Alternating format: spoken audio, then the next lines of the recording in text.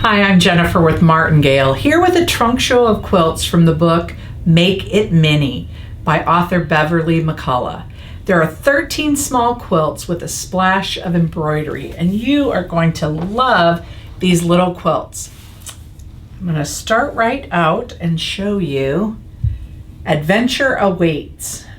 This little mini has all flying geese in various sizes pointing towards this gorgeous little embroidered bouquet down here. You could, of course, alternate the colors to match your favorite bouquet of flowers or your favorite fabrics, but this little mini is called Adventure Awaits. Next up, I have Spring Flowers, and Beverly describes these as dogwood blossom blocks, and then the center, that little heart, is all embroidered flowers. And this would be lovely to decorate a small space in your home. Of course, you could make it seasonal if you wanted to do reds for the holiday season and change out the heart colors to just reds and greens, but just absolutely sweet as can be. The nice thing about many of these is you can also just make them all patchwork if you want. If you omit the splash of embroidery, you still have a fabulous quilt, and sometimes you can use your favorite fabrics to change things up.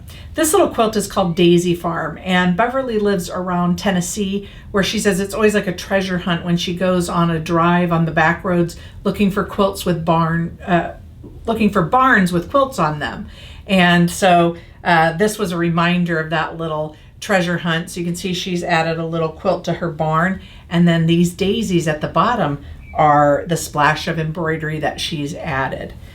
The stitches used in the book are very simple. There are 7 stitches that Beverly uses, and she shows you how to make them all. So if you haven't embroidered in a while, or you've never embroidered, you can certainly have success. This next quilt is called Stepping Stones, and Beverly said she was inspired by a little gingham print, and that's what she came up with, this little checkerboard pattern that she's using. And her embroidery embellishments here are these arcs in opposite corners. And also in the book you can find, Beverly will share with you several methods for transferring your design. So if you're not familiar to transferring embroidery designs to fabric, she'll give you some suggestions for ways you might like to do it. This blooming heart, she suggests, is a perfect gift to make for a friend, whether they're going through a great time, a new addition to the family, or maybe a tough time and you want to show them how much you care. This little guy is called Blooming Hearts. It's a mini quilt. She's done some big stitch quilting around this heart flower to give it a little bit of an outline shape. And then in these squares are little embroidered flowers that she's used a satin stitch on. But this is certainly a case where if you didn't want to add the embroidery, or maybe you didn't have time for it this time, you could fill that in with patchwork and you'd have just a great little mini quilt sans embroidery if you needed to get it done quickly.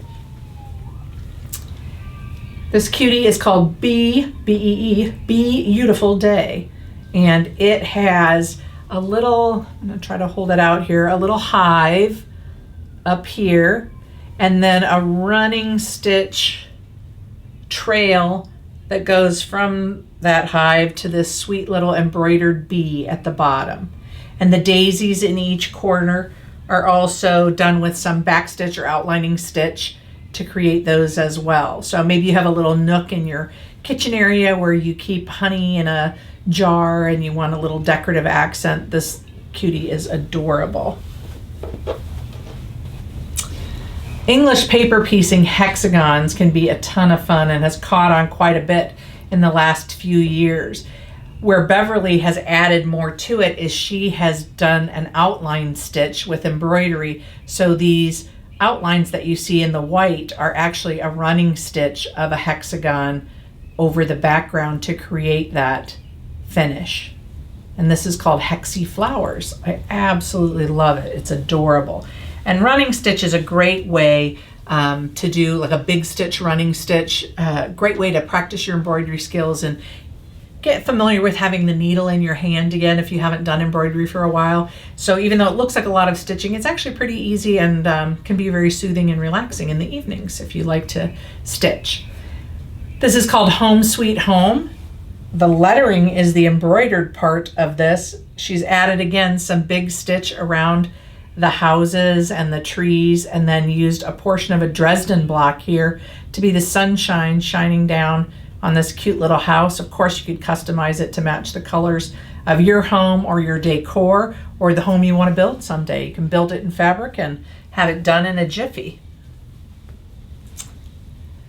This is Garden Rose, and there are 3 beautiful everlasting flowers here in different heights, and the center of the block say plant, grow, and bloom. So maybe some words of encouragement for yourself or someone else that you're giving this to as a gift. Really precious little mini quilt.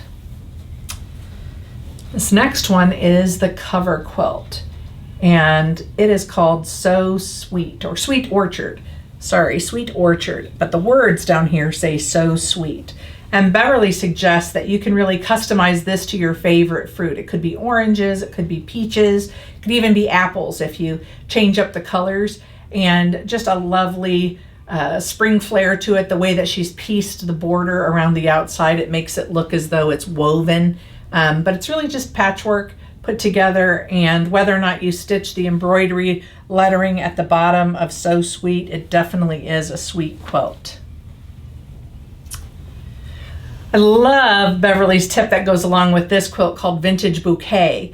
And Beverly said fresh flowers are always a part of her decor. She loves them to brighten up her room. So she keeps a jar, a classic jar next to her kitchen sink, and puts her fresh flowers there so it sort of brightens up her entire kitchen. And maybe you do as well, but if you don't have fresh flowers at the ready, you can certainly have this embroidered bouquet. And she's chosen a floral print to make the vase, and then added these simple embroidered stems in there. You could make them to match your kitchen perfectly and put this up maybe beneath a cabinet or in a little area where you have some wall space, and have an everlasting bouquet of your own.